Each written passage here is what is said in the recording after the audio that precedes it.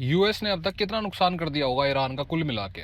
$1 billion, $2 billion. Iran पे वैसे ही sanctions लगे हुए हैं, तो इतना कोई बड़ा भारी ट्रेड तो वो करते नहीं है। ईरान ने अभी क्या करा, 11 मार्च को उनकी एक प्रॉक्सी है जो उसका नाम है हंजाला, ठीक है। वो हैक वगैरह करती है, हैकिंग वगैरह में एक्सपर्ट है वो, ठीक, साइबर वॉरफेयर। इन्होंने क्या किया, एक कंपनी है यूएस की, उसका नाम है स्ट्राइकर, ठीक। स्ट्राइकर जो है वो फॉर्च्यून 500 की कंपनी है, मतलब इतनी बड़ी है जितनी आप सोच भी नहीं सकते, मतलब बहुत बड़ी कंपनी है। ये लगा लो कि हॉस्पिटल के बेड से लेके हॉस्पिटल, वो जो मशीन्स नहीं होती जिससे आदमी को झटका देके जिंदा करते हैं, कोशिश करते हैं जिंदा रखने की, वहां से लेके ECG, EKG machines, surgical operations वाली मशीन्स, लाइटें तक वो कंपनी बनाती है। अब जब हंजाला ने उस कंपनी पे अटैक किया, तो अटैक भी कुछ ऐसा नहीं है कि बहुत बड़ा कोई वायरस डाल दिया, नहीं। उन्होंने सिर्फ एक उनके टॉप आईटी एक्सपर्ट को उठाया, उसकी यूजर नेम और पासवर्ड को उठाया, सिस्टम में लॉगिन करा। सिस्टम में लॉगिन करने के बाद में जितने भी एम्प्लॉयज उसके आसपास के थे, या जितना वो पकड़ सकते थे, अप्रोक्सीमेटली 80,000 एम्प्लॉयज के जो लैपटॉप्स वगैरह थे, उनके जो डिवाइसेस थे, उनको टोटली वाइप ऑफ कर दिया। उसको वाइप ऑफ करने से हुआ क्या, कुछ ही मिनटों में, घंटों में कई सारे हॉस्पिटल्स में इक्विपमेंट की कमी पड़ गई। कोई एम्बुलेंस में किसी को लेके जा रहा है तो वो हॉस्पिटल्स को इन्फॉर्म नहीं कर पा रहा कि वो किस पेशेंट को लेके आ रहा है, पेशेंट को प्रॉब्लम क्या है, क्योंकि वो सर्विसेज तो स्ट्राइक कर देती है।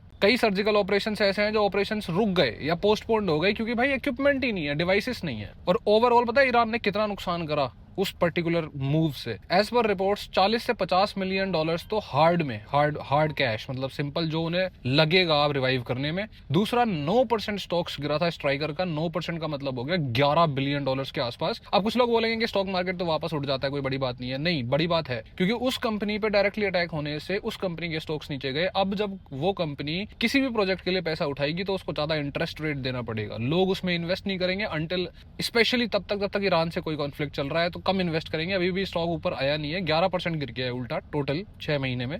ओवरऑल सिचुएशन फ्यूचर में कुछ भी हो, अभी के हिसाब से मिलियन नहीं बिलियंस ऑफ डॉलर्स की ऊपर नीचे चीजें चल रही हैं। मॉडर्न वॉरफेयर इतना चेंज हो चुका है कि अब ना वो मिसाइलों की, अभी भी मिसाइल्स की लड़ाई है, लेकिन अब लड़ाई चेंज होती जा रही है। अब पहले जैसे होता था ना कि सोल्जर्स आपस में लड़ रहे हैं बंदूकों के साथ, फिर मिसाइल्स, फिर फाइटर जेट्स।